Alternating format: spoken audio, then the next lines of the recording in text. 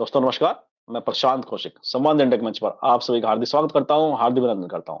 आप सभी जानते हैं इस वक्त देश की जो राजनीति है उसमें 5 राज्यों के चुनावों को लेकर तमाम तरह की चर्चाएं हैं और 3 दिसंबर को इन 5 राज्यों के चुनाव परिणाम सबके सामने आ जाएंगे और उससे भारतीय राजनीति जो वर्तमान की तस्वीर है वह काफी हद तक प्रदर्शित हो जाएगी। हालांकि 5 राज्यों में 4 राज्यों के चुनाव हो चुके हैं और कल तेलंगाना राज्य में चुनाव होना है और उसके पश्चात 3 दिसंबर को मतगणना होगी और पांचों राज्यों की जो चुनावी तस्वीर है वह भारतीय राजनीति को कैसे प्रभावित करेगी इसको लेकर सभी का अपना अपना आकलन है और सभी अपने अपने दृष्टिकोण से उसकी व्याख्या भी कर रहे हैं। इन्हीं सब बातों पर आज की चर्चा है हमारी संवाद इंडिया के मंच पर और हमारी चर्चा में देश का बहुत ही वरिष्ठ पैनल इस चर्चा में जुड़ा हुआ है। उन सभी का परिचय मैं आप सभी से करा देता हूँ। हमारे साथ हरिशंकर जोशी जी जुड़े हुए हैं, बहुत वरिष्ठ पत्रकार है। मुकुल त्रिपाठी जी हैं, बहुत वरिष्ठ पत्रकार है। साथ ही डीवी कपिल जी हमारे साथ इस चर्चा में जुड़े हैं, बहुत वरिष्ठ प्रशासनिक अधिकारी रहे हैं। आईपीएस में वह अनेक वर्षों तक उन्होंने अपनी सेवाएं दी हैं। अब सेवानिवृत्ति के पश्चात वह राजनीतिक चिंतक और सामाजिक चिंतक के रूप में उनका अपना कार्य जारी है। उनका मैं बहुत बहुत स्वागत करता हूँ, अभिनंदन करता हूँ। बोले हाथ को वोट दिया। मैंने कहा अरे ऐसा हृदय परिवर्तन कैसे? बोले नहीं, गहलोत की स्कीम अच्छी है और ये मैं बिल्कुल सत्य घटना बता रहा हूं आपको। तो ये ऐसे कई कॉन्स्टिट्यूएंसी में मेरी बात हुई जो मुझे आशा के विपरीत उत्तर मिला, जहां मैं ये मानता था कि ये लोग भारतीय जनता पार्टी को ही वोट देकर आए होंगे।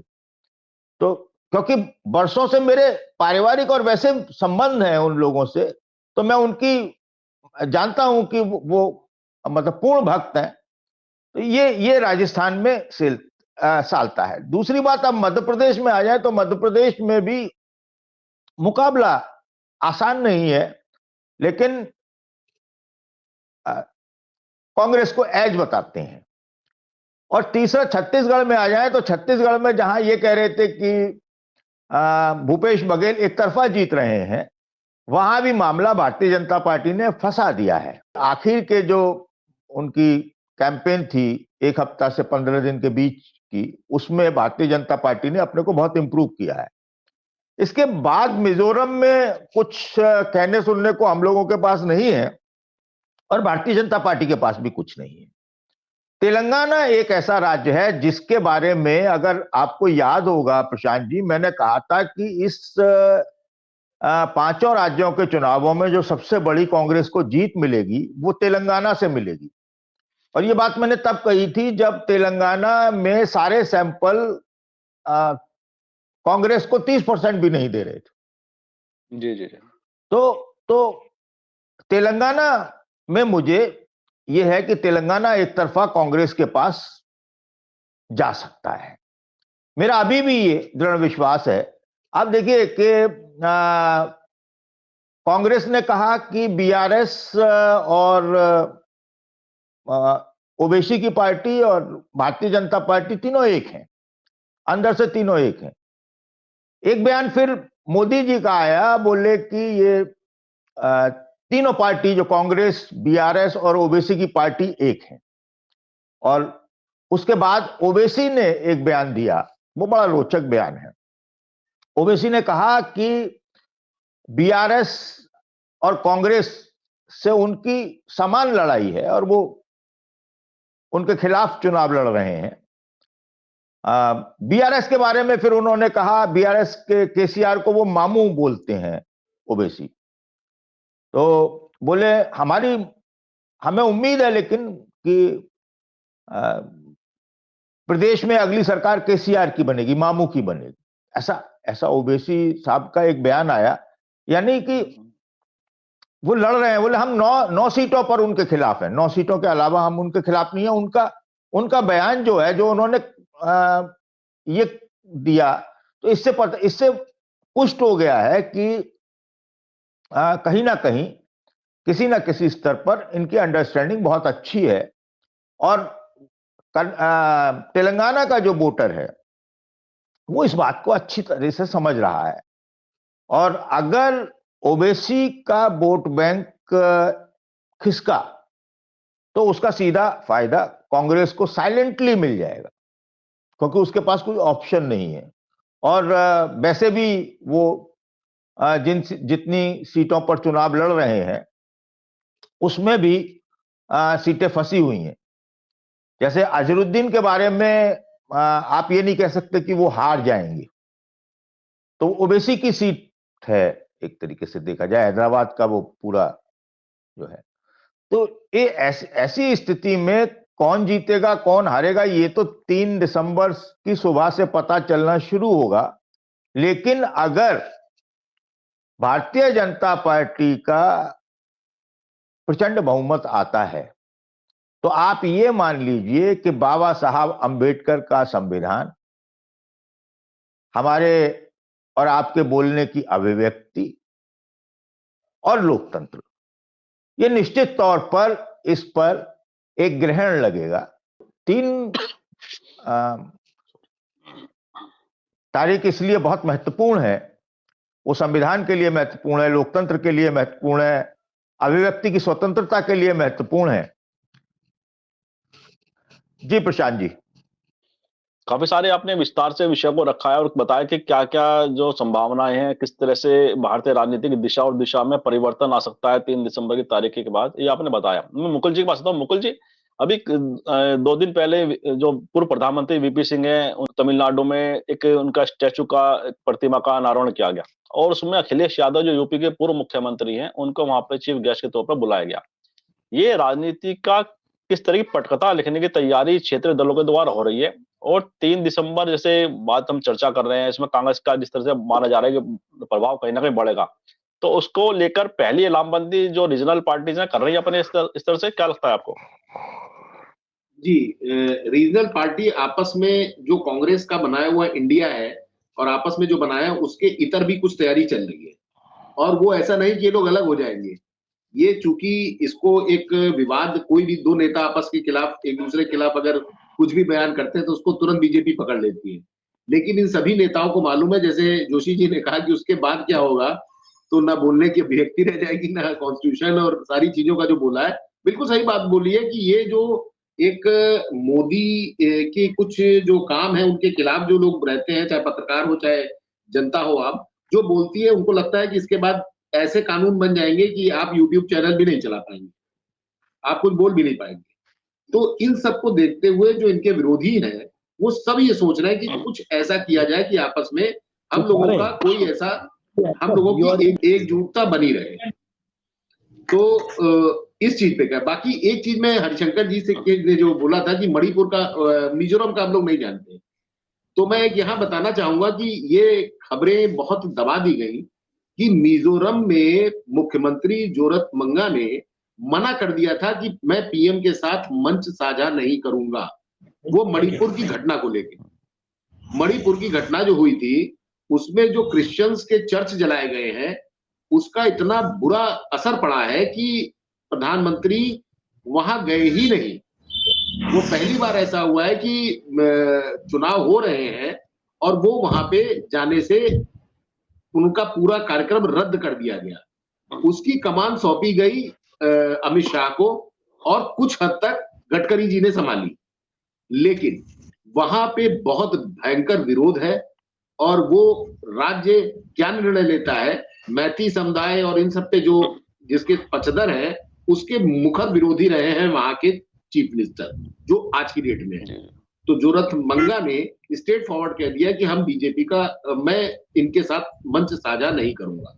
तो ये भी एक जानने वाली बात है कि इस तरह का भी विरोध खुद चीफ मिनिस्टर उन्हीं के साथ के कर रहे हैं जिनके दम पे वो सरकार चला रहे हैं। बाकी जो विरोधी दल है वो अपना एक अलग, चूंकि चुनाव है तो सारे लोग अपना आएंगे एक दूसरे के सामने, लेकिन असली चीजें होंगी कितनी सीटें कौन निकाल रहा है। देखिए, समाजवादी पार्टी हो चाहे कांग्रेस हो चाहे बीआरएस हो चाहे कोई विपक्षी दल हो, इनफैक्ट बीएसपी भी अपनी शर्तों पे इंडिया में आने के लिए तैयार है, लेकिन ये चीजें सब होंगी इस इलेक्शन के बाद। वो मायावती को भी सोचना पड़ेगा कि कब तक जो एक आम जनता में है कि इनको ब्लैकमेल किया जाता है कि जेल भेज देंगे, इस टाइप की चीजें जो आम जनता में फैली है, और मायावती का बहुत कम निकलना, अपने आप को संकुचित कर देना, ये भी एक बसपा के जो कोर मेंबर्स हैं, वो चाहे एमपी में हो चाहे राजस्थान में हो, इससे वो दुखी है। और अब जब वो मायावती ने अपने अच्छे कैंडिडेट उतारे हैं, उसका रिजल्ट बताएगा कि मायावती की स्थिति आगे भविष्य में राजनीतिक क्या रहेगी, खासकर लोकसभा चुनाव, क्योंकि इसको पूरा लोकसभा से जोड़ा जाएगा। और अगर विन विन पोजीशन में रहती है बीजेपी और सरकार बनाती है, लेकिन फिर उस पे नंबर्स भी आएंगे कि कौन आदमी, अगर राजस्थान में कांग्रेस हारती है, वो क्या 70-80 सीट ला सकती है? क्या वो किस पे नंबर, या तो 30, 35, 40 पे सिमट जाएगी जैसे अक्सर होता है, लेकिन अगर वो 65, 70, 80, 85 तक आती है तो ये एक अच्छी फाइट रहेगी और एक अच्छा विपक्ष वहां रहेगा। यही चीज मध्य प्रदेश में है। मध्य प्रदेश में कितनी सीट कांग्रेस को मिलती है, सरकार बनाती है नहीं बनाती है अलग बात हो गई, लेकिन अगर ये अच्छे नंबरों से आते हैं तो एक मजबूत विपक्ष और साथ में लोकसभा, इस पे भी बहुत बड़ा असर रहेगा, क्योंकि लोग नौकरी की बात कर रहे हैं, चाहे वो एमपी हो चाहे वो राजस्थान हो। जो युवा लड़के हैं उनके दो धड़ है, एक कलावा बांध के जय श्री राम बोल रहा है, दूसरा किताब लेके पढ़ रहा है। तो जो किताब लेके पढ़ रहा है उसको वास्तव में अपनी सरकार से जो पेपर आउट हो रहा है, जो जिस तरह की हरकतें हो रही है, वो बहुत नाराज है। 5-5 साल से तैयारी कर रहे हैं लड़के, ओवर एज हो जा रहे हैं। इसका अब की चुनाव में अच्छा एक रिजल्ट मिलेगा, खासकर युवा वर्ग में, क्योंकि युवा वर्ग पूरा दो फाड़ है। जी जी, जी, जी, जी, बिल्कुल ठीक कहा आपने। कहीं ना युवाओं की जो इच्छाएं होती हैं रोजगार को लेकर और अपने कैरियर को लेकर, वह भी कहीं ना कहीं चुनाव में युवाओं का जो मतदान है उसकी जिस तरह से उनका रहेगा वह भी इशारा करेगा। और मैं डीवी कपिल जी हमारे साथ जुड़ गए हैं, उनका स्वागत करता हूं मैं। एक तकनीकी कोई त्रुटि के कारण वे समय से जुड़ नहीं पाए। DV Kapil ji retired IFS अधिकारी है और अनेक वर्षों का प्रशासनिक उनका अनुभव है, साथ ही राजनीतिक चिंतक और सामाजिक चिंतक के रूप में भी बड़े प्रसिद्ध हैं। उनका मैं बहुत स्वागत करता हूँ, अभिनंदन करता हूँ। तो डीवी कपिल जी, जैसे नमस्कार। चर्चा जी, जी। बताइए। आज की हमारी चर्चा जी, है 3 दिसंबर की तारीख को लेकर कि भारतीय राजनीति में जो उसका प्रभाव है, किस तरह से उसका आने वाले समय में पड़ेगा, क्योंकि 3 दिसंबर को 5 राज्यों के चुनाव परिणाम सामने आएंगे और राजनीतिक गलियारों में चर्चा है कि सेमीफाइनल के तौर पर इसको देख रहे हैं। तो ऐसे में जो फाइनल चुनाव है लोकसभा का 2024 में, क्या 5 राज्यों के चुनाव परिणाम उसको प्रभावित करने की क्षमता रखते हैं? सिर्फ 3 दिसंबर की तारीख को लेकर आप क्या सोचते हैं? क्या उसकी महत्ता है आपके दृष्टिकोण से? डीवी कपिल जी। नमस्कार जोशी जी, नमस्कार मुकुल जी। मैं माफ़ी चाहता हूँ, मेरे टेलीफ़ोन में कुछ ब्राउज़र में कुछ प्रॉब्लम हो रही थी, उस वजह से मैं थोड़ा दिक्कत में था। एनीवे जी, जी। मैं सुन रहा था आप लोगों को, देख नहीं पा रहा था मैं, उस तरह से जुड़ा हुआ था, सुनता रहा हूँ। तो ख़ैर, जी, जी, जी। जो प्रश्न है भी है चर्चा का, उसमें मैं बहुत ज़्यादा ऐड करने की स्थिति में इसलिए नहीं हूँ कि जितनी नज़दीकी से आप लोग देखते हैं, और ये तो प्रोफ़ेशन भी है आपका, तो मैं तो एक स्पेक्टेटर, बाहर से देखने वाला ही समझिए। थोड़ा-सा ज़रूर अभी कुछ दिनों से हम लोग राजनीतिक उसको परिप्रेक्ष्य में कुछ चीज़ें समझने की कोशिश करते हैं। तो जो हमें समझ में आ रहा है और जो नब्ज़ प्रतिक्रियाओं की समझ में आ रही है, वो तो यही है कि यदि भाजपा को इन स्टेट्स में, सभी में या पार्शियली, जो इफेक्टिव स्टेट्स हैं, बड़ी स्टेट्स हैं, उनमें यदि भाजपा को परेशानी आती है या माइनॉरिटी में रह जाते हैं, तो उसका असर निश्चित रूप से बाकी स्टेट्स में जो जनरल इलेक्शन हमारे होने वाले हैं 24 के, उसमें उस देखने को मिलेगा। चाहे वो कोशिश कितनी ही हो जाए, रिपेयर भी हो सकती हैं कुछ बातें, लेकिन ये पक्का है कि डैमेज, डेंटिंग जिसको बोलते हैं, dent can be repaired, but dent is always a dent. Dent तो दिखता ही रहता है, थोड़ा बहुत तो उसका असर बना ही रहता है। तो ये स्थिति तो तब है यदि ऐसा होता है, लेकिन ऐसा होता है कि नहीं होता है, इसके बारे में आप लोग अभी काफ़ी आप लोगों ने चर्चा की है। मुझे भी मेरा भी परसेप्शन ये है कि नुकसान भाजपा को इन सभी स्टेट्स में होने की संभावना है। थोड़ी-सी रिपेयर होने की संभावना राजस्थान में हो सकती है। मध्य प्रदेश में उतना रिपेयर होने की गुंजाइश नहीं दिख रही।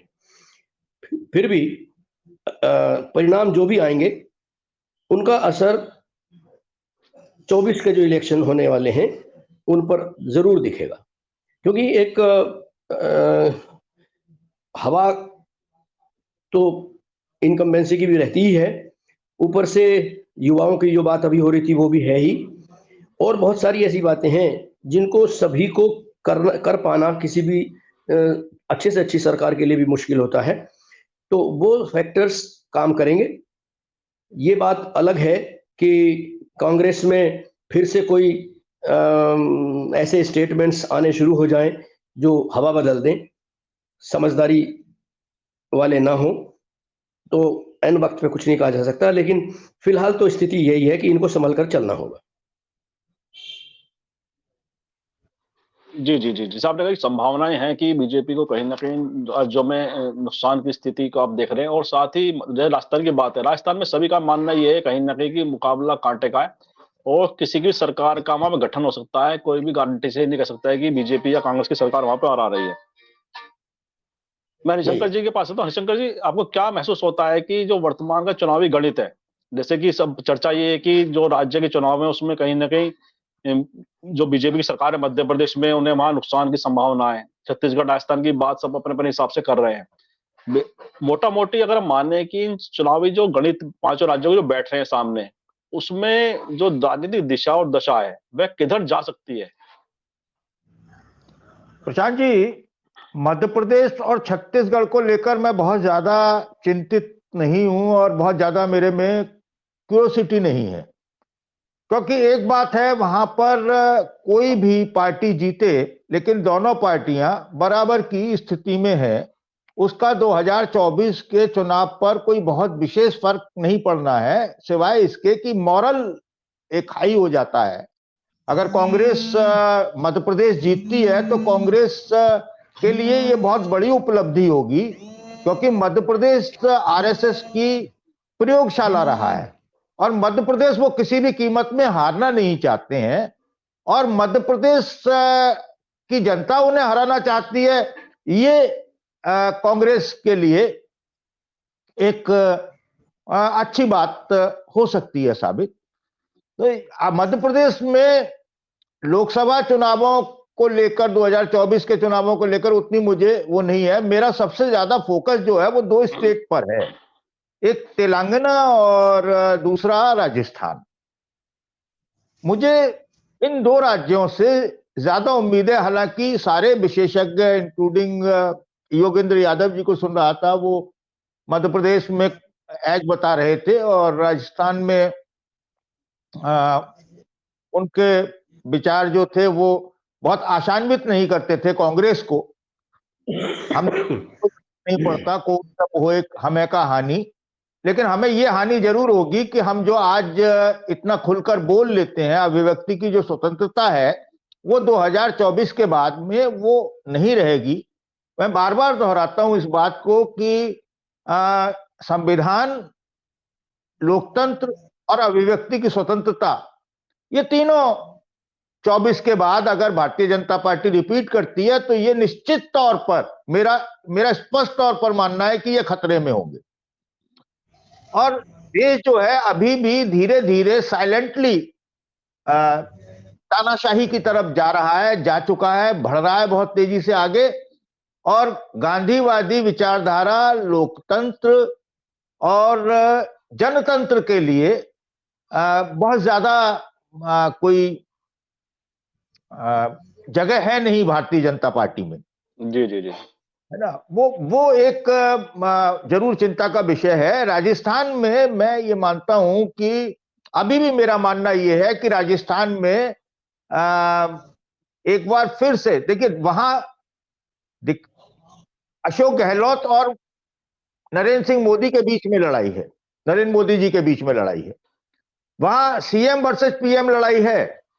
वहां वसुंधरा राजे को चूंकि उन्होंने साइडलाइन करके रखा, इसलिए वसुंधरा राजे और गहलोत की वहां पर लोकतंत्र वो चुनावों में फाइट नहीं है, वहां पर दो की फाइट है। और इन दोनों की विशेष बात कपिल जी ये है कि दोनों बहुत बड़े फकीर हैं जी, यानी दो फकीरों के बीच में वहां पर लड़ाई है।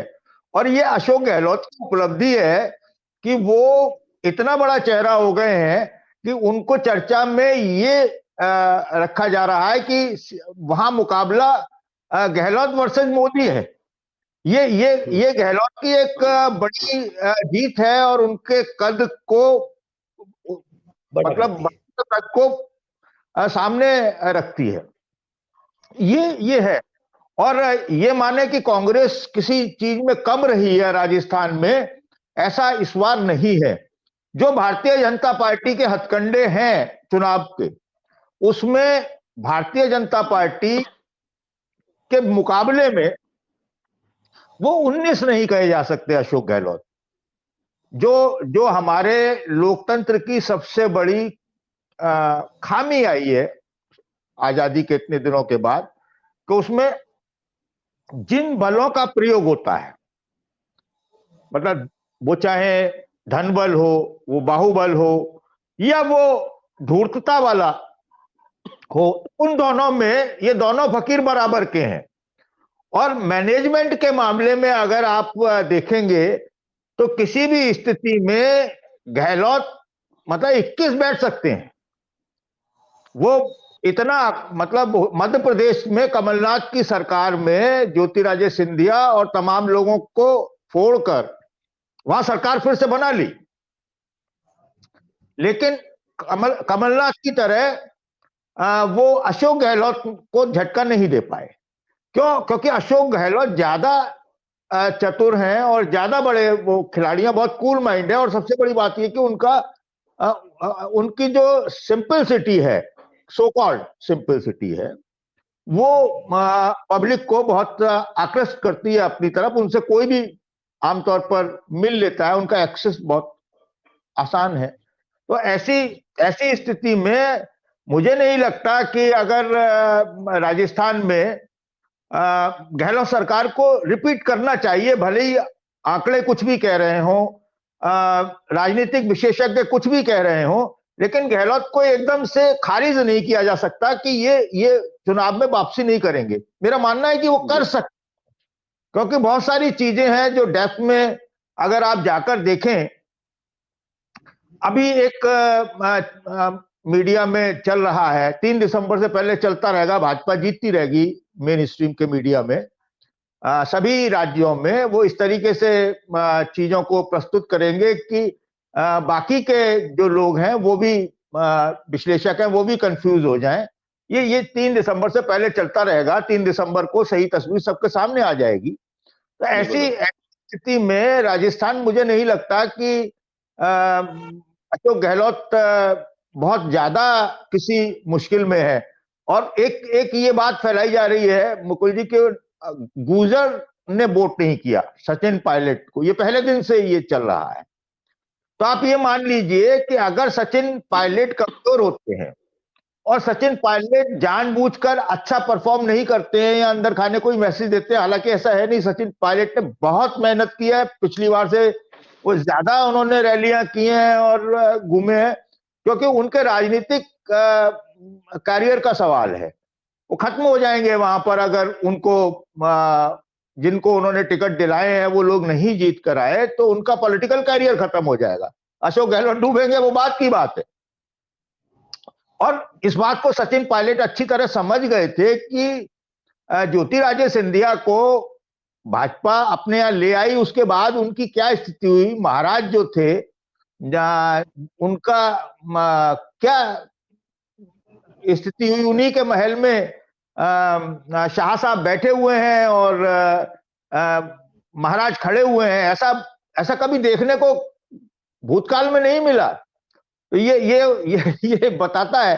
तो ये सब चीजें देखकर राजेश पायलट के सचिन पायलट ने जरूर सबक लिया। और एक चीज और आप देखिए, 24 के चुनावों में जयंत चौधरी, जिसका तेलंगाना में कोई अस्तित्व नहीं है, सिर्फ पश्चिमी उत्तर प्रदेश की कुछ सीटों पर और कुछ जाट सीटों पर और वो प्रभाव डालते हैं, वो वहां पर प्रचार करने के लिए तेलंगाना घूम रहे थे।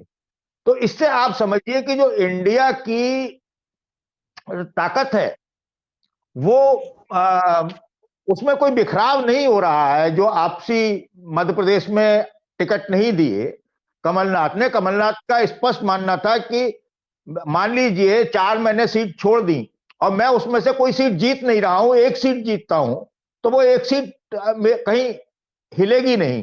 और अगर ये एक सीट या 2 सीट समाजवादी जीत गई तो ये 2 सीट 1 सीट वाले भारतीय जनता पार्टी के पास आसानी से जाकर बैठ जाएंगे। उन पर उन्हें कोई कानून रोक नहीं पाएगा। और चूंकि कम संख्या वाले दलों के विधायक के बिकने की बहुत खुली रास्ता होता है, जी खुला जी हुआ होता है। तो ऐसी ऐसी स्थिति में ये बहुत कहना मुश्किल है। तो मैं राजस्थान और तेलंगाना के लिए बहुत आशान्वित हूं। मध्य प्रदेश और छत्तीसगढ़ में भले ही सब लोग कह रहे हैं कि कांग्रेस वहां पर है, जय कांग्रेस जीत जाएगी, मुझे जीत हार का मध्य प्रदेश में इतना अंतर पड़ता है कि वो एक संघ की प्रयोगशाला कही जाती है, उसमें एक इनको मॉरल विक्ट्री बहुत बड़ी होगी वो विपक्षी दलों के लिए, इंडिया के। लेकिन राजस्थान और तेलंगाना में मुझे आशा ये है कि जो स्कीम्स है गहलोत की, जो उनकी हेल्थ की स्कीम है, हेल्थ की स्कीम तो उनकी पूरे हिंदुस्तान में मॉडल स्कीम है। निश्चित तौर पर वहां के लोग बताते हैं, बात होती है तो कहते हैं कि नहीं अब वो नहीं है, इलाज आसानी से होता है। ये उसने डिलीवर किया है अपनी स्कीम को, बहुत सारी स्कीम वो डिलीवर नहीं कर पाए हैं। जैसे किसानों के कर्जा माफ की है, उसमें कुछ को हुआ है, कुछ को नहीं हुआ है, उसमें भी बहुत सारे अड़ंगे हैं। जो सरकारी नेशनलाइज बैंक है उनका नहीं हुआ है, जो कोऑपरेटिव बैंक है, जो स्टेट गवर्नमेंट वाले हैं, उनमें हो गया है। तो ये चीजें पायलट उसके गहलोत जी के बस में नहीं थी। तो ऐसी में अगर 3 तारीख को भारतीय जनता पार्टी 5-0 वाले स्कोर पर आती है, कांग्रेस तो इस स्कोर पर नहीं आ रही है, भारतीय जनता पार्टी के लिए यह संभावना मैं देखता हूं वो 5-0 पर आ जाए, यानी 0 पर भारतीय जनता पार्टी आ जाए, ये संभावनाएं मैं देख पाता हूं अगर मगर करके। लेकिन अगर मगर करके भी ये कांग्रेस के साथ मैं नहीं देख पा रहा हूं। तो ऐसी स्थिति में 3 दिसंबर बहुत महत्वपूर्ण तारीख है, वो पता चलेगा कि कौन हीरो है कौन जीरो है। और बहुत कभी से इंतजार है। कोई ज्योतिषी कपिल जी बहुत ज्योतिषियों को जानते हैं, तो ये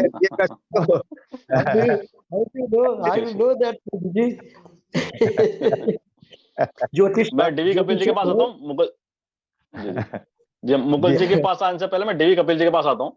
डीवी कपिल जी, जैसे कि हरिशंकर जी ने काफी सारे बातें कही और साथ ही सोशल वेलफेयर की स्कीम की उन्होंने बात की। सोशल वेलफेयर की अगर हम बात करें, इस समय जो स्कीम है भारतीय राजनीति में बड़ी छाई हुई है। चाहे वो मध्य प्रदेश में शिवराज सिंह चौहान ने लाडली बहना योजना को, काफी उनकी प्रचलित योजना, बड़ी उन्होंने उसने बड़ा चर्चा बटोरी है। और उसी तरह से राजस्थान के अंदर हम देखते हैं कि जो उनकी चिरंजीवी योजना है, मेडिकल जो स्कीम है, वह बहुत एकदम से पॉपुलर योजना मानी जाती है। साथ ही गैस सिलेंडर को सस्ता देने की बात है, महंगाई राहत कैंप की बात है, अन्य दूसरी जो योजनाएं हैं, मतलब सोशल वेलफेयर की जो स्कीम है, इस चुनाव में कहीं ना कहीं बड़ी भूमिका माती दिखाई देती है। तो इसको लेकर, क्योंकि आप प्रशासन में रहे हैं, प्रशासनिक अनुभव है आपको, तो सोशल वेलफेयर की स्कीम है वह कितना प्रभाव आम आदमी पर डालती है, उनके मुद्दों को कितना राजनीति में वह उसका प्रभाव दिखाती है? सबसे पहले तो मैं जोशी जी के एक आशंका के बारे में बात करूंगा, जो इन्होंने कहा कि 24 के बाद यदि भाजपा आती है तो डिक्टेटरशिप मुखर हो जाएगी या ज्यादा प्रभावी हो जाएगी। तो ये संभावना वैसे तो निर्मूल तो नहीं कही जा सकती, लेकिन अति तो दोनों तरफ ही खराब है। तुष्टीकरण भी अच्छा नहीं। हम इस हद तक तुष्टीकरण करते चले जाएं कि हर चीज को बर्दाश्त करते चले जाएं, हर या विरोध के लिए विरोध करते जाएं, या इतना छूट देते जाएं कि चीजों का कुछ भी अर्थ से अनर्थ हो जाए, वो भी अच्छा नहीं, और वो भी स्टेज अच्छी नहीं जो आप फोरसी करते हैं। तो बैलेंस होना चाहिए, ये बात सही है। जहां तक सवाल है 5-0 का, 5-0 मैंने पहले ही कहा कि 5-0 हो सकता है। 5-0 इसलिए हो सकता है कि जैसे यहां पर स्कीम्स और योजनाएं तो सब जगह बहुत सारी अनाउंस होती हैं, लेकिन उनके साथ में जो कंडीशंस लगाई जाती हैं कि ये पूरा होना चाहिए, वो पूरा होना चाहिए, ये कागज आना चाहिए, ये सर्टिफिकेट आना चाहिए, ये प्रमाणित होना चाहिए, ये कंडीशन पूरी होनी चाहिए, उसको करते करते आदमी परेशान हो जाता है और दुनिया भर के भ्रष्टाचार उसके अंदर अभी भी मौजूद हैं। इसके अलावा कंडीशंस एक पूरी हुई तो दूसरी नहीं हुई, दूसरी हुई तो तीसरी नहीं हुई, तो योजना का लाभ बहुत सीमित हो जाता है, कई योजनाएं सिर्फ कागज पे रह जाती हैं, उनका लाभ जनता तक नीचे पहुंच रही है। राजस्थान की जो स्वास्थ्य की योजना है वो निश्चित रूप से बहुत अच्छा काम किया है और उन्होंने बहुत ज्यादा उसके अंदर कंडीशंस कुछ नहीं रखी। वहां पे स्पष्ट है बिल्कुल, जो बीमार है तो उसका इलाज होगा, उसको इलाज मिलता है। यहाँ आपकी आयुष्मान की आप देख लीजिए, आयुष्मान में कब की उसको इन्होंने लगाया, 2011 के सेंसस को आधार माना, तब वो सेंसस किस तरह से हुआ था, उसका उद्देश्य भी कुछ दूसरा था, सोच करके वो हुआ ही नहीं था, इसलिए उसके अंदर ये इंग्रेडिएंट था ही नहीं। फिर भी यदि उसी को आधार मानते हैं तो आप सोचिए 2011 से 13 साल आज गुजरने को हो रहे हैं, 12-13 साल में साइकिल वाला मोटरसाइकिल वाला हो गया, कार वाला हो गया, कार वाला जमीन पे भी आ गया।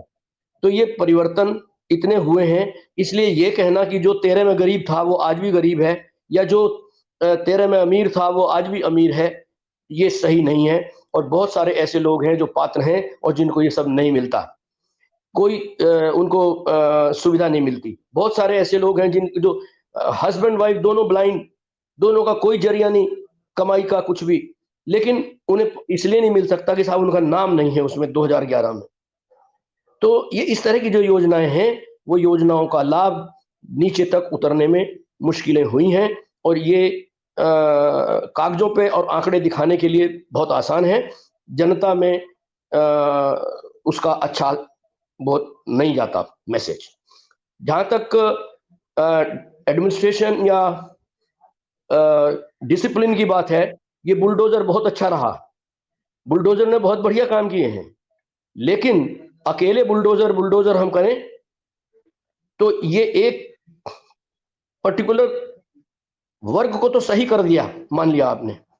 पर्टिकुलर वर्ग से मेरा मतलब है जाति से नहीं है, वर्ग वो जो माफिया था, जो गुंडागर्दी कर रहा था, ऐसे लोगों को आपने कंट्रोल कर दिया, बहुत अच्छी बात है। इससे जीवन सरल हो गया और लोगों को राहत भी बहुत है, इसकी तारीफ भी बहुत होती है, इसमें कोई दो राय नहीं।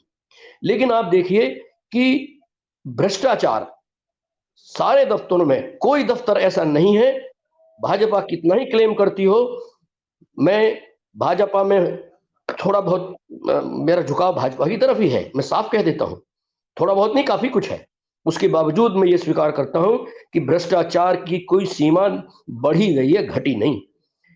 तो इसलिए सरकार को ये जब बनी थी तो बुलडोजर के साथ साथ ये बुलडोजर का मुंह उधर भी घुमाना चाहिए था। जो भ्रष्टाचारी हैं उन लोगों को सजाएं बहुत कम हुई हैं, दफ्तरों के भ्रष्टाचार कम नहीं हुए। मेरा तो ये कहना है, बहुत से तो ऑफिसेस ऐसे हैं जिनमें आंख बंद करके आप किसी छापा मारिए तो चपरासी के घर में भी, क्लर्क के घर में भी आपको इतनी संपत्ति मिलेगी जितनी हमारे जैसे आदमियों ने जिंदगी भर में देखी भी नहीं।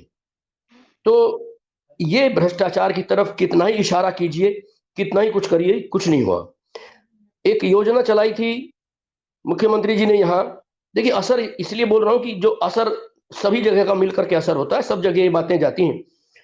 एक योजना है कि आप सीधे मुख्यमंत्री को शिकायत कर सकते हैं, लेकिन यदि किसी को सच्चाई पता नहीं है तो मैं बता देता हूं कि ये पोर्टल जीरो है, जीरो, 1% भी नंबर नहीं देता मैं इसको।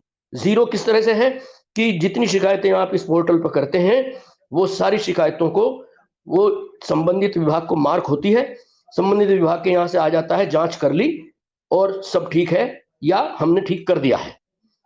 उससे ना पूछा जाता है शिकायतकर्ता से, ना उसे पता चलता कब जांच हुई, ना उसे पता चलता क्या जांच हुई, और ये भी पता नहीं चलता क्या परिणाम था।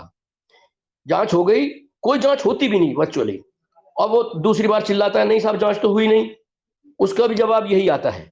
मैं खुद इस बात को प्रमाणित कर सकता हूं, मेरे पास कम से कम 10-15 केसेस इस तरह के हैं जिनमें मैंने बार बार कहा कि इसमें शिकायत में जांच ही नहीं हुई, तो कहते हैं अब दोबारा कर दी, हमने जांच कर ली, कोई पूछता तक नहीं।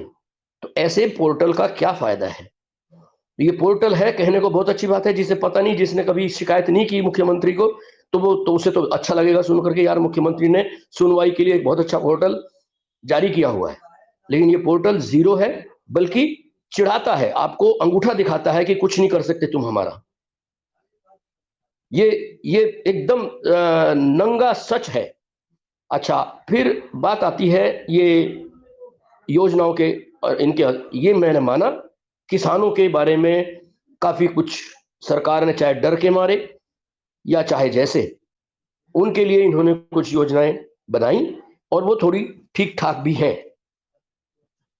लेकिन कई योजनाओं में इनको ये देखना पड़ेगा कि हितग्राही तक उसको पहुंचाया कैसे जाए। कई योजनाओं में जो हितग्राही नहीं है वो ये इनके इन प्रकार उसका लाभ ले लेता है। खैर, फिर भी ये सारे बहुत सारी चीजें तो कभी भी 100% आप रिपेयर नहीं कर सकते, हमारा अनुभव है। मैंने जोशी जी, मैं कई मंत्रियों के साथ में स्पेशल सेक्रेटरी रहा हूं और मैं आदिम जाति कल्याण विभाग, वन विभाग और इनमें भी जब सेक्रेटरी का काम मैंने किया, कहीं सेक्रेटरीट में कई पोजीशन में, लाइवलीहुड मिशन का भी मैं कमिश्नर रहा हूं। तो इस तरह से मेरे को मध्य प्रदेश में ही मुझे थोड़ा थोड़ा अनुभव है ये सब चीजों का, कि ये किस तरह से जमीन पे कितना परेशानी इसमें आती है। इवन देन ये इन्हें सोचना तो पड़ेगा और इन्हें आत्म विश्लेषण की जरूरत है। और यदि ये 5-0 पे सिमट जाते हैं तो ये आत्म विश्लेषण करने के लिए मजबूर होंगे, और यदि 5-0 पे नहीं सिमटते, बीच बीच में कहीं रह जाते हैं, तो भी सोचना पड़ेगा ही। ये स्थिति कभी आई नहीं थी और आनी भी नहीं चाहिए थी। जिस तरह से काम कर रहे थे, जिस तरह की सरकारें ये चल रही थी और जिस तरह का स्टार्टअप था, ये बहुत अच्छा था। लेकिन हम ये सोच रहे थे कि एक एक करके ये इसको भी निपटाएंगे, इसको भी निपटाएंगे। भ्रष्टाचार की तरफ तो उनका ध्यान ही नहीं गया। दूसरा एक और बात है, कलेक्टर्स को तो इन्होंने अपना पॉलिटिकल एजेंट बना दिया। He is no more an administrator, वो पॉलिटिकल एजेंट है। उसको आप जो कुछ काम दीजिए, राइट और रॉन्ग, केवल उसको वही करना है। पब्लिक इंटरेस्ट में वो ना तो उसके पास टाइम है, ना वो किसी की सुन पाता है। सुनवाई के लिए डेट्स हैं, टाइमिंग तय है, लेकिन उस दिन किसी डिप्टी कलेक्टर को बैठा दिया जाएगा, कहीं कोई तहसीलदार बैठ जाएगा, कहीं कोई बैठ जाएगा। वो सुनवाई बेचारे के कागज लेकर के वो आदमी धक्के खाता रहता है और कुछ होता नहीं। आई थिंक मेरे लेवल पे मैं बहुत जल्दी अपनी बात यहाँ खत्म करता हूँ, ताकि फिर मुकुल जी का कुछ रिएक्शन आए, प्रशांत जी कुछ और मैं नहीं कहूंगा, फिर मौका देंगे तो फिर बोलूंगा। जी, बड़े विस्तार से आपने जो। एक मिनट कपिल जी। जी कान्हा, आपने वन्य जीवों पर बहुत काम किया। कान्हा में मध्य प्रदेश में जो चीते लाए गए थे, उनकी कान्हा में नहीं था वो वहां कूनो, पालपुर कूनो। इसके बारे में बहुत अच्छी बात आपको बता दूं, बहुत अच्छा जिक्र किया आपने, मैं सारी सवाल भी समझ गया आपका, और मैं बिना सवाल के पूरा हुए आपको इसका जवाब देता हूं। जब आपके प्रधानमंत्री जी मुख्यमंत्री थे गुजरात के, उससे कुछ थोड़ा पहले ये तय हुआ था कि जो गिर में लायन हैं ये एक ही जगह पर सीमित रह गए हैं, कहीं कोई बीमारी हो गई तो सारे वाइप ऑफ हो जाएंगे। इसलिए एक सेंटर और बना लिया जाए जहां पे एक और जगह हमारे पास एक बैंक हो जाए अलग से गिर लायन के लिए। तो ये पालपुर कूनो, जिसमें अब चीते छोड़े गए हैं, ये उस वक्त तैयार किया गया लायंस के लिए। लेकिन यही हमारे प्रधानमंत्री जी ने उस वक्त ये कहा था कि गिर का लायन गुजरात का प्राइड है, इसे हम दूसरी जगह नहीं दे सकते। यानी ये तो मंजूर है कि कोई बीमारी हो जाए तो सारे समाप्त हो जाए तो मंजूर है, लेकिन ये हमारा प्राइड है, ये कहने को रहेगा कि सिर्फ गुजरात में पाए जाते हैं, तो ये हमारा प्राइड है। उस वक्त मुख्यमंत्री की ये सोच थी। वही मुख्यमंत्री कौन से मुंह से प्रधानमंत्री, जब प्रधानमंत्री बन गए, कौन से मुंह से आप अफ्रीका से और केन्या से और तंजानिया से आप उनके यहाँ से वो मंगा के चीते मंगा के ला रहे हो जी? उनका प्राइड था, उनका प्राइड है। आपने तो खो दिए, अपने चीते आपने खो दिए, आप उनसे ला रहे हो, उनसे मांग रहे हो।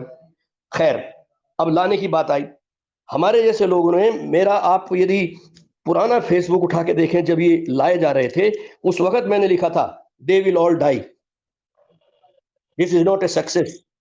कारण मैंने पालपुर कूनो को केवल ये नहीं कहा था कि this is not a suitable निच और suitable habitat for them. Suitable थोड़ा है, ऐसा कोई इतना कॉन्फ्लिक्टिंग नहीं है, लेकिन एक फैक्टर और काम करता है, दैट इज पॉपुलेशन डायनेमिक्स। यदि बहुत थोड़ी सी संख्या में आप एनिमल्स ला करके छोड़ेंगे, they will not survive, they will not breed. Breeding हो जाएगा, पुराना कुछ रहा हो, कहीं हो भी कि ब्रीडिंग हो गई तो भी उनके सर्वाइवल के चांस बहुत कम होते हैं। This is population dynamics formula. इन्होंने बाद में फिर और लाए, तो वो सारे किश्तों में लाने के बजाय यदि एक साथ ला करके महीने 2 महीने के अंदर ही सबको वहां एक जगह छोड़े होते तो ये पॉपुलेशन डायनामिक्स वाला फार्मूला भी उनको दुखदाई ना होता। तो ये पता नहीं को, मैं इतना बड़ा एक्सपर्ट नहीं, लेकिन मैंने वाइल्ड लाइफ में उस वक्त डिप्लोमा किया था जब हिंदुस्तान में 5-7 लोग ही मेरे से पहले वाइल्ड लाइफ के ग्रेजुएट थे। मैंने स्पेशलाइजेशन किया है वाइल्ड लाइफ में। मेरी 4 पुस्तकें हैं, 2 भारत सरकार से पुरस्कृत है। वाइल्ड लाइफ का मैंने टेक्स्ट बुक लिखी है जो भारत के परिप्रेक्ष्य में भारत की जो स्पीसीज हैं उनके बारे में और जो भारत का फॉरेस्ट है उसके संदर्भ में पहली पुस्तक है। उसके बावजूद हमारे जैसे लोगों को तो यहाँ नहीं कोई पूछता। आपके यहाँ के अखबारों को हम कहते हैं कि ये यार तुम सांभर को चीतल लिख दिए, चीतल को सांभर लिख दिए, वो करेक्शन भी नहीं भेजते कि हाँ साहब हमसे गलती हो गई और हम इसे ठीक कर लेते हैं। हमारे यहाँ के अखबार नहीं सुनते, मेरठ के अखबार नहीं सुनते हमारी तो ये तो है कि हमारी किसी ने नहीं सुनी। हमने खूब लिखा और साफ साफ लिखा।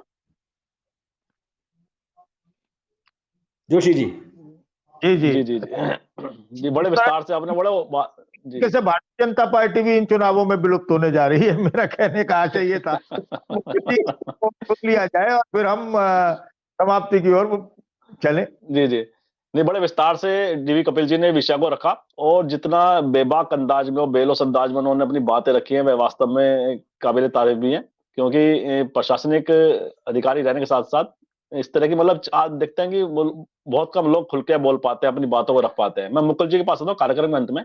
मुकुल जी, अन्य अन्य विषय पर बहुत सारी बातें हो गई हैं, फिर हम दोबारा से पूरी राजनीतिक विषय पर फिर आते हैं और कि वर्तमान जो चुनौतियां हैं कांग्रेस और बीजेपी के दृष्टिकोण के मद्देनजर की हम बात करें, जो उनका नेतृत्व है, चाहे वो राष्ट्रीय नेतृत्व हो या क्षेत्रीय नेतृत्व है, क्या इन चुनावों से उनके नेतृत्व की भी जो परीक्षा है वह भी एकदम से ताक पे रखी हुई है? उन पे भी कहीं ना कहीं, चाहे क्षेत्रीय नेतृत्व हो दोनों पार्टियों के, चाहे राष्ट्रीय नेतृत्व हो, दोनों की प्रतिष्ठा पे भी प्रभाव दिखाई देगा इस चुनाव के बाद?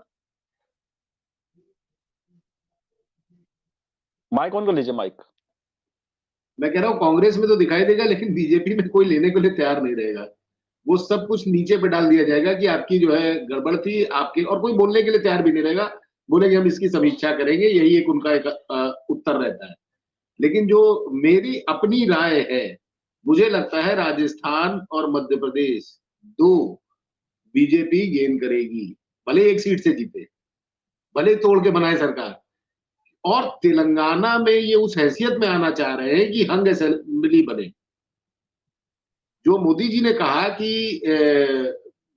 हमारे साथ आना चाह रही थी बीआरएस, आप विश्वास मानिए बीआरएस क्यों आएगी साथ में? जब उनकी परिवार को लेके इतनी बड़ी टिप्पणियां की जा रही है, तो ये गए थे मिलने, बस यही चीफ मिनिस्टर की गलती थी केसीआर की, अदरवाइज कुछ ऐसा नहीं था। और चूंकि उसको एक बना दिया नैरेटिव कि पब्लिक जान ले कि ये हमारे साथ है, आना चाह रहे थे लेकिन भ्रष्ट है, हमने साथ नहीं रखा। तो अगर आप इनको साथ नहीं रख सकते, भ्रष्ट है, तो बाकी सब पवार और ये सब जो पूरी लंबी फेहरिस्त है, इन सबको आपने क्यों रखा था भाई? पब्लिक ये भी तो पूछ, चूंकि सवाल का आप सिर्फ बता सकते हैं, आप मन की बात सुन सकते हैं, लेकिन आप कोई सवाल नहीं कर सकते, क्योंकि आप किससे करेंगे? बड़े बड़े जर्नलिस्ट जो दिल्ली में बैठे हुए वो सवाल नहीं कर सकते, तो हम आप 6 घंटा बहस कर ले, कोई उसका जवाब नहीं मिलने वाला। तो अच्छा, बीजेपी के साथ एक चीज और है, पावर इनका जो है वो इनको मिलनी चाहिए, चाहे किसी भी हाल में मिले। साम दाम दंड भेद कुछ भी जलाइए। ये अब जो है, जो सरकारें हैं, जिन राज्यों में चुनाव है, उनकी माली हालत क्या है देखिए। छत्तीसगढ़ में पूरा जाल है माइंस का, वहीं पे आपके इंडस्ट्रियल कॉरिडोर है, पूरा भिलाई है या कई जगह है। आपका दूसरा, आप आ जाइए मध्य प्रदेश में। मध्य प्रदेश में भी इनकी गवर्नमेंट चल रही थी, पिछले लंबे समय से चल रही है, ये इसको भी छोड़ना नहीं चाहते, क्योंकि एक अच्छी, वहां पे भी खनन का बहुत बड़ा काम होता है। राजस्थान इनके लिए बहुत बड़ी चीज है कि राजस्थान में तो 5-5 साल में रोटी पलटती है। तो ये तीनों चीज, और सबसे बड़ी बात तेलंगाना जो है, वहां जो हैदराबाद है, और जो एक केसीआर ने और उससे पहले भी जो बना है एक हब, जिसमें सारी मल्टीनेशनल है, कॉलकॉम से लेके अमेरिकन कंपनी से लेके, वहां पे एक एक कंपनी में, कॉलकॉम एक ऐसी कंपनी है जिसके 4 ऑफिस है, एक एक ऑफिस में 3-3 हजार 3500 वर्कर है। तो इस टाइप की एक लंबे सैकड़ों की संख्या में उनका कॉरिडोर है, इंडस्ट्रियल कॉरिडोर है और आईटी का हब है हैदराबाद। बैंगलोर से बेहतर जा रहा है हैदराबाद, क्योंकि वहां पे सुविधाएं हैं, वहां पे उन्होंने किया है काम। अब इसको देखते हुए बीजेपी कहीं पे भी कुछ नहीं छोड़ना चाहती, और पहले 1 सीट थी, आप लिख के ले लीजिए मुझसे, अब की बार इनकी 10 के अंदर की सीट आएगी। ये बहुत मेहनत किया है लास्ट के 12-14 दिन जो हम बता रहे थे, इसमें उन्होंने जितना विपक्ष पे हमला किया है, जितना अपना हिंदुत्व, जितना हिंदू मुस्लिम सनातनी जो भी कर सकते थे, कन्हैया लाल को ले आए राजस्थान में कि तुम लोग जाग जाओ, लास्ट बटन होता है ना कि आपका पिंक पॉइंट दबाना है, ताकि आप कहीं ना कहीं आप सुरक्षा मतलब अपने आप को सुरक्षित कर लीजिए कि कोई आके आपको मार डालेगा। ऐसे नहीं होता है, ये देश है, इतने साल से चल रहा है, कोई किसी को ऐसे मारता है? मर्डर तो रोज होते हैं, यूपी में नहीं हो रहे क्या? जहां तक इलेक्शन की बात है, अब सबका जो सांसद लड़ाए गए हैं, वहां एक चीज मान लीजिए, भी दोबारा कभी एमपी नहीं बनने वाले, इन सब का कैरियर खत्म। जिन जिन को चुना गया है, जिन जिन को विधायकी लड़ाई गई है, इन सब का कैरियर खत्म है। इसके आगे अब ये दोबारा कभी सांसद नहीं बनेंगे। अब नए चेहरों को लाएंगे, ये पहले से तय कर चुके होंगे। कुछ राज्यों में इनको लाना मजबूरी थी कि वन टीम इनकम्पेंसी लग रही थी इनको कि हाँ यहां लाएंगे, और उनकी भी परीक्षा हो जाएगी कि जाओ अब टेस्ट दो। अरे इनका बस चले ये जिला पंचायती लड़ा दे, सांसद को लड़ा दे, कोई मना नहीं कर पाएगा आज की डेट में। तो इनको किसी भी हाल में, जो पैसे वाले राज्य हैं जहां से रेवेन्यू बहुत ज्यादा है, बॉम्बे में, महाराष्ट्र में क्या हुआ? महाराष्ट्र से बड़ी इंडस्ट्री तो कहीं नहीं है। एट लास्ट इन्होंने एक को तोड़ा, फिर दूसरे को भी तोड़ा और अपने आप को सेव करके बैठ गए। चीजें यही होंगी, लास्ट में कोई कुछ कहता रहे। हम लोग फिर मिलेंगे 3 तारीख को, 4 तारीख को। मैं आपसे बात कह रहा हूं कि मैक्सिमम गेम ये लेने की कोशिश करेंगे और उसमें बीजेपी सफल रहेगी। उसमें साम दाम दंड भेद, ये जोशी जी और कपिल जी और आप इससे सहमत होंगे कि मैं कोई भी राज्य छोड़ना नहीं चाहता। जिस एटीट्यूड से ये लोग लड़ते हैं, वो कांग्रेस और बाकी सब लड़नों में, लोकसभा में भले ही चीजें इससे बेहतर हो जाएं, लेकिन सरकार रोटी पलट जाए, ऐसा मुझे नहीं संभव लगता, क्योंकि इनकी ऐसी टीम है और इन्होंने इतना घोल रखा है हिंदुत्व का टॉनिक और आपका ये मुस्लिम से नफरत, कि ये सीधे सीधे मंच से ही बोलने लगते हैं। और अभी लोकसभा तक आते आते देखिएगा, कई मुख्यमंत्री, जिसमें हमारे उत्तर प्रदेश के भी मुख्यमंत्री है, इनको भी वापस लोकसभा लड़वाया जाए, जहां तक मुझे सूचना जी कि यहाँ पे फिर नई चीज में नया बैठाए। जी जी जी बिल्कुल ठीक कह रहे हैं कि राजनीति में कुछ भी संभव है। और जिस तरह से 5 राज्यों के चुनाव का अपने सभी जो हमारे पैनलिस्ट हैं उन्होंने अपने अपने हिसाब से आकलन किया है, तो उससे जो तस्वीर है राजनीति की, मिश्रित जो तस्वीर सामने आती है, वह भी उसको प्रदर्शित करती है। क्योंकि कहीं भी ऐसे संकेत स्पष्ट रूप से नहीं आ रहे हैं कि हम स्पष्ट कोई मान्यता बना सके। और सभी अगर मगर की, जैसे हरिशंकर जोशी जी ने बात की, अगर मगर सब जगह लगा हुआ 5 राज्यों के चुनाव परिणामों पर। और 3 दिसंबर की तारीख वास्तव में इसको बताएगी कि चुनाव परिणाम किधर जाते हैं, मतदाताओं ने कौन सी सरकार अपने राज्यों के लिए चुनी है। और आगामी लोकसभा चुनाव में उसको भी लेकर तमाम तरह की प्रतिक्रिया आएंगी, उसका असर चुनावों पर, आम जनरल इलेक्शन में पड़ेगा। और मैं डीवी कपिल जी का, हरिशंकर जोशी जी का, मुकुल जी का बहुत बहुत आभार और धन्यवाद व्यक्त करता हूँ कि उन्होंने अपने सार्थक विश्लेषण से आज की चर्चा को बड़ी उत्कृष्टता प्रदान की है। मुझे विश्वास है हमारे दर्शकों को चर्चा जरूर पसंद आएगी। आप सभी का पुनः आभार और धन्यवाद। और मैं आप सभी से आग्रह करता हूँ, वीडियो को लाइक करें, शेयर करें, कमेंट करें, साथ ही संवाद इंडिया चैनल को सब्सक्राइब के साथ बेल आइकन जरूर दबाएं, जिससे संवाद इंडिया के अपडेट आपको समय से मिलते रहे। आप सभी का बहुत बहुत धन्यवाद, बहुत बहुत अभिवादन।